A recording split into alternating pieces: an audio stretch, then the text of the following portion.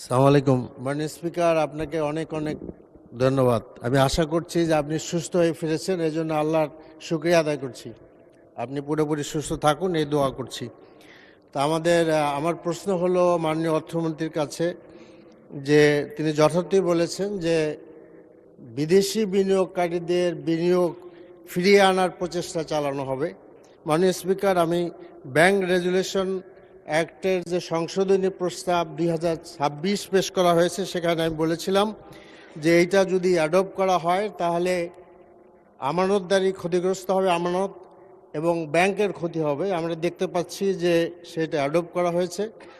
এখন খুব অল্প টাকা দিয়েই যারা টাকা নিয়েছেন ব্যাংক থেকে বিপুল পরিমাণে, তারা ফেরত আসার সুযোগ সৃষ্টি করা হয়েছে।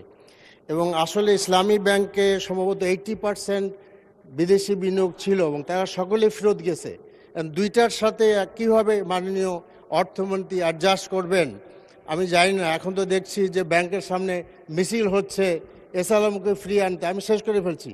এস আলমকে ফিরিয়ে আনার জন্য মাননীয় অর্থমন্ত্রী যদি আমার কাছে, আমি জানতে চাচ্ছি যে আপনি অ্যাডজাস্ট করবেন কিভাবে, যে এস আলম ফিরে আসবে না বিদেশি বিনিয়োগ আসবে। আমরা দেখতে পাচ্ছি যে ঋণের বিপুল অঙ্কের ঋণ নিয়ে একটা প্রশ্ন করেন, সরাসরি প্রশ্ন করেন। একদম শেষ, বিপুল অঙ্কের ঋণ নিয়ে বাংলাদেশ ব্যাংকের গভর্নর হয়েছে। অন্যদিকে জলিল সাহেবের আপনার ডাইরেক্টরশিপ চলে গেল, সে জামাত ইসলামী করেন। অথচ বাংলাদেশ ব্যাংকের গভর্নর তিনি বিএনপির আপনার নির্বাচনী কমিটির একজন সদস্য। পারতেছি না। অনেক ধন্যবাদ। মাননীয় মন্ত্রী। ধন্যবাদ মাননীয় স্পিকার। আমি আগেই তো বলেছি, বিএনপির অর্থনৈতিক পরিকল্পনায় কারো কোনো ব্যক্তির কোনো সুযোগ নাই। বিএনপি কোনো পৃষ্ঠপোষকতায় অর্থনীতিতে বিশ্বাস করে না, এটার প্রমাণ বারবার হয়েছে। সুতরাং এইবারও সেই সুযোগ নাই। কিন্তু আর ব্যাংকের যে অ্যামেন্ডমেন্ট হয়েছে, এটা আমরা এই উইন্ডোটা একটু ওপেন করেছি। এখানে কেউ ফিরে আসার জন্য না, আমরা টাকা ব্যাংকে জমা হোক এটাই চাই।